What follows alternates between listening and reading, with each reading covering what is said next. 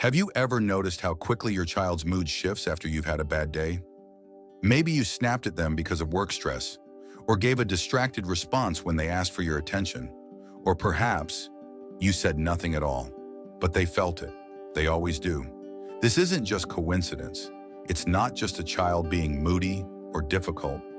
There's something deeper at play here, something that many parents don't even realize. This is the silent impact of your mood on your child's mental health. Let's take a moment to understand how something as invisible as our emotional state can shape the mind of a growing child in the most visible ways.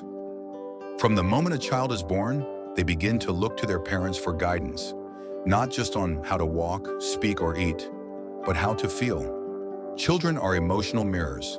They absorb, reflect, imitate. If you're joyful, they feel safe. If you're anxious, they feel unsure. If you're angry, they feel afraid. Not because they understand your stress, but because they feel it, like static in the air.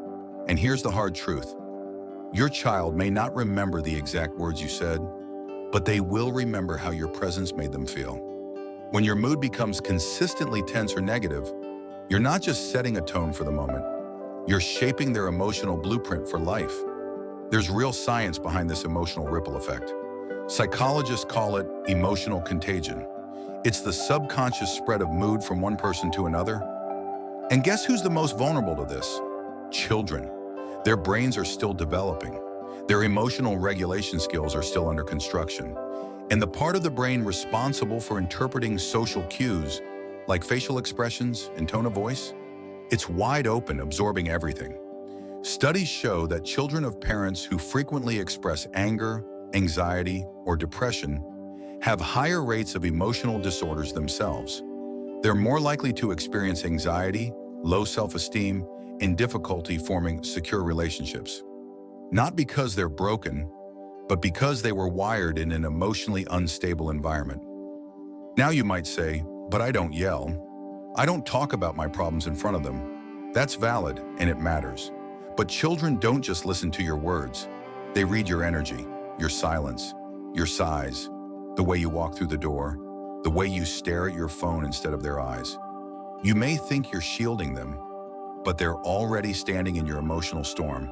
And when children don't understand why the mood in the house feels heavy, they do something tragic. They blame themselves. They internalize the tension. They become the peacekeepers, the people pleasers. Or worse, they shut down, emotionally, socially, even creatively. Fast forward 10, 20 years. That child grows into an adult, but their nervous system still remembers.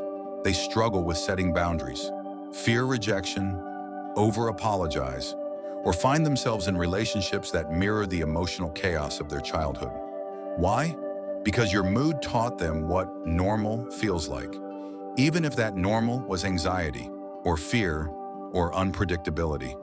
This isn't about guilt, it's about awareness. And with awareness comes the power to heal. So, what can we do? How do we stop this silent cycle? Here's the truth. You don't have to be a perfect parent. You just have to be a present one. Here are a few small but powerful things you can start doing today. Name your emotions out loud. Say things like, I'm feeling tired today, but it's not your fault. This helps your child understand that moods are not about them, and they're not responsible for fixing them. Practice emotional recovery. If you lost your temper, circle back, apologize, reconnect. This teaches resilience, not just regret. Prioritize your own mental health. You can't pour from an empty cup. Therapy, journaling, rest. It's not selfish, it's survival. Create safe emotional spaces. Let your child talk without fear of punishment. Let them express anger, sadness, confusion, and help them label it. Regulate before you react. Breathe. Pause. Even stepping away for 30 seconds can interrupt a harmful emotional spiral. The good news? Children are incredibly resilient, and your relationship with them is not set in stone. It evolves every day with every interaction. You're not just raising a child. You're raising someone's future partner, friend, colleague, someone's safe space. And every time you choose calm over chaos, connection over control, understanding over reaction, You plant a seed that will grow into emotional safety, empathy, and strength. You don't need all the answers. You just need to care enough to keep trying, to be emotionally honest, and to remember that your mood, your tone, your presence is shaping a world inside your child's mind. And that world matters more than we'll ever know. If this video moved you, taught you something, or simply made you reflect, please take a moment to like this video. Share it with another parent or guardian who might need this reminder. And if you want more content that speaks to the heart of parenting and mental health, hit that subscribe button. We're building a community here, one that values emotional growth, real stories, and deep connection. Thank you for watching. Take care of yourself so your children can feel safe to grow.